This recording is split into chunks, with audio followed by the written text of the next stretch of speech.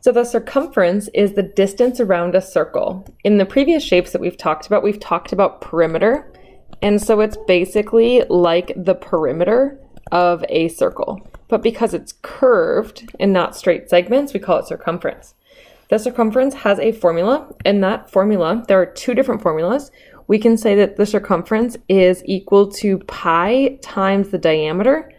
Or since the diameter is 2 radii, you will also see the formula as the circumference is equal to 2 times pi times the radius. So r is equal to the radius and d is equal to the diameter. So on your worksheet, you can find these next two problems. We're going to do two examples together. The radius, we want to find the radius of a circle with a circumference of 42 pi meters. So we always start with the formula. And since it's asking us to find the radius here, then I think that it's going to be a good idea if we use the c equals 2 pi r formula. So c equals 2 pi r. The circumference is 42 pi meters. So that's going to equal 2 times pi times r. So then we're going to divide by 2 pi on both sides. And the 2 cancels, the pi cancels. And over here, the pi's cancel, and then I have 42 divided by 2. So my radius is equal to 21, and we always want to put our units, 21 meters. The second example, find the circumference of a circle with a radius of 27 feet. So again, let's start with the formula. So the circumference is equal to, and we'll use 2 pi r again because it gave us the radius here was 27 feet. And now I'm just going to plug in. So my circumference is equal to 2 pi times 27. So I can calculate that as 54 pi, and that would be in feet. Or if I want to round it to the nearest tenth or hundredth or whatever decimal, I can calculate on my calculator. And when I calculate that on my calculator, I get 54. And on your calculator, you should see a pi button. If you don't have a pi button, you could use 3.14, but your rounding might be a little off. So it's 169.6, let's go over to the nearest hundredth, so 0.65 feet. And those are my two answers for circumference. The next topic is arc length. So the arc length is a part of the distance around the circle. So we will say that it's a part, and a part is a fraction, right? Not a whole, but a part of the distance around a circle, which is the circumference. And so since it's a part of the circumference, the formula has the circumference formula in it. So the arc length, we're going to call that cursive L. L is going to equal the part of the circle that we want is we want the angle of the arc divided by 360, because 360 is all the way around a circle. Then that is going to be multiplied by the circumference. And for the circumference, you can either use the 2 pi r or the pi d formula. So since we skipped chapter 10 and moved right on to chapter 11, we didn't learn about arc measure. So the arc measure here is the measure of this arc right here that's red. And that arc measure is going to be equal to this central angle right here. And so that central angle is the angle whose vertex is at the center of the circle and its endpoints are on the ends of the circle. So let's take a look at example number 4. You guys can fill in this question right here on your own of what's the difference between arc length and what's the difference in arc measure. So as I said, arc length is going to be part of the circumference. So it's like if you're walking, how far would it be to walk from point A to point B? That would be arc length. Arc measure then is going to be the measure of the angle that forms that arc with the center of the circle. So that would be this angle right here.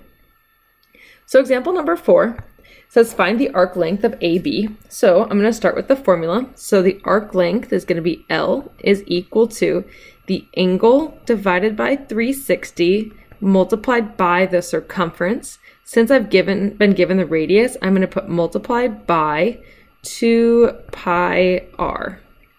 So my arc length is equal to, my central angle is 60. So 60 divided by 360 multiplied by 2 times pi times the radius, which is 6. Now, since I have a fraction, I'm going to put this over 1 so I can cancel and simplify things. So I can reduce and simplify. First, I can cancel the zeros here. Then I could reduce the 6 and the 360. So 6 goes into 36, and 6 goes into 6. So 6 goes into 6 one time, and then 6 goes into 36 6 times.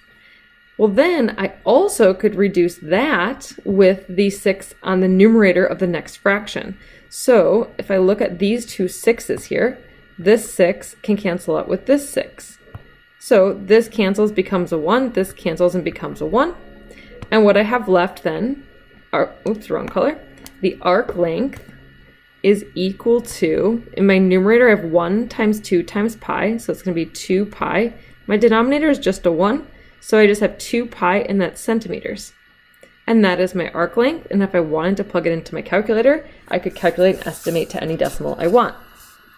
Example number 5. Find the arc length of AB. So I'm looking for this arc AB right here, and the central angle then is this angle right here, which they tell me is 30 degrees. So again, my formula, the arc length is equal to the angle over 360. And then here, since I've been given the diameter is 28, I'm going to use the pi d formula for my circumference, so pi d. So my angle is 30 over 360 times 28 pi. And again, I'm going to put this over 1 so I can cancel with my fractions. I can cancel the zeros here. Then 3 goes into 36 12 times, and 3 goes into 3 one time. And then I could reduce the 12 with the 28. So let's see, what goes into 12 and 28? 4 does. 4 goes into 12 3 times. 4 goes into 28 7 times. So what I'm left with is that my arc length is equal to, in my numerator I have 7 pi. In my denominator I have 3. And that would be in feet. So I have 7 pi over 3 feet for my arc length. For this next example, we are going to find the length of arc ABC. Now this one says ABC, so I have to go in the order A to B all the way to C. So I want the red arc right there. Okay, so the angle that's for that arc is going to be the angle that makes this right here. So not the 58, but we know that all the way around a circle is 360. And so the angle that I want is going to be 360 minus the 58. And so that angle that I'm going to want there is then going to be 302 degrees. So I'm going to put that in here. This is 302 degrees is what I want. So now I'm ready to do my calculation. So my arc length, L, is going to equal angle divided by 360 multiplied by, I'm going to use 2 pi r because the radius is given as 11.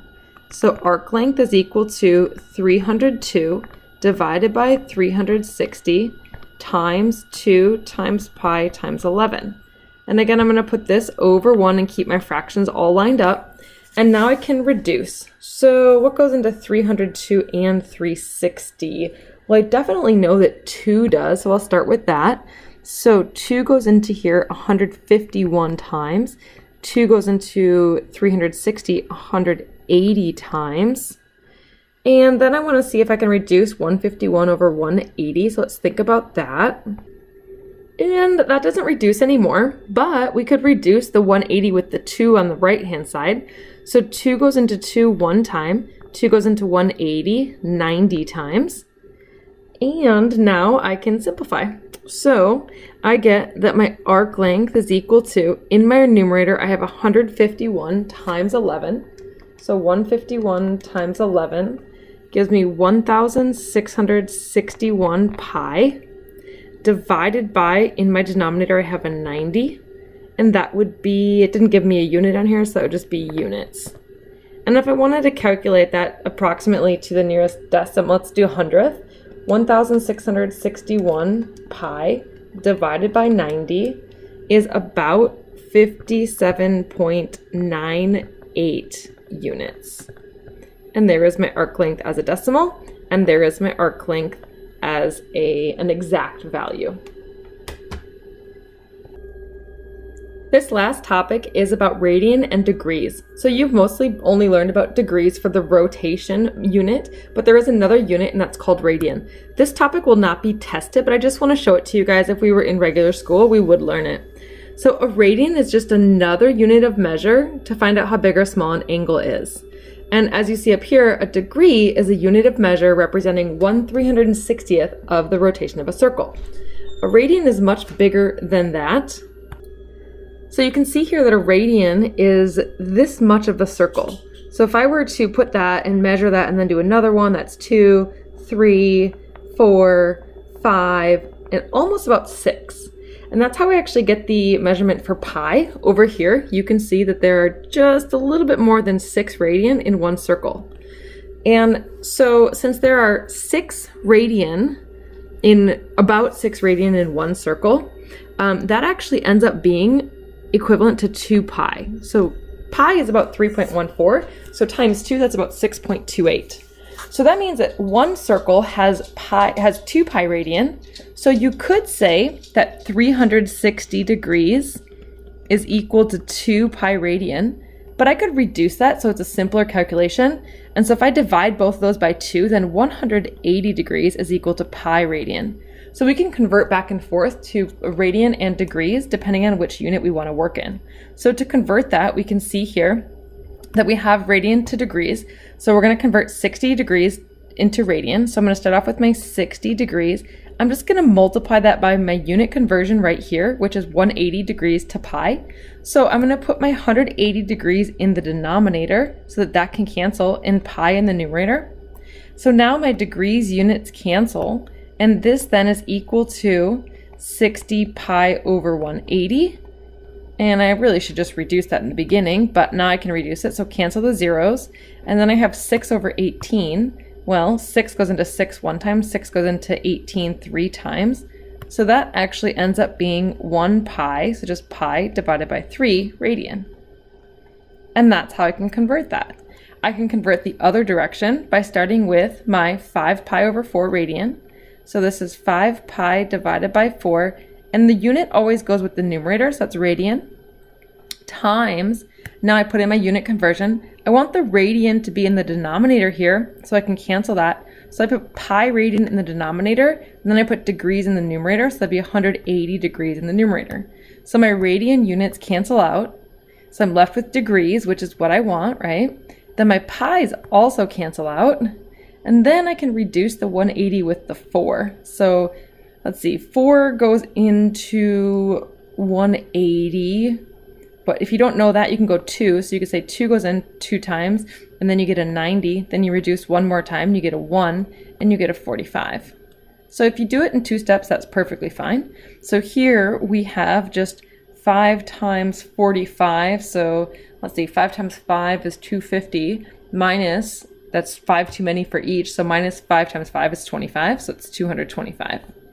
And that's degrees. So that's how we can convert from radian back into degree.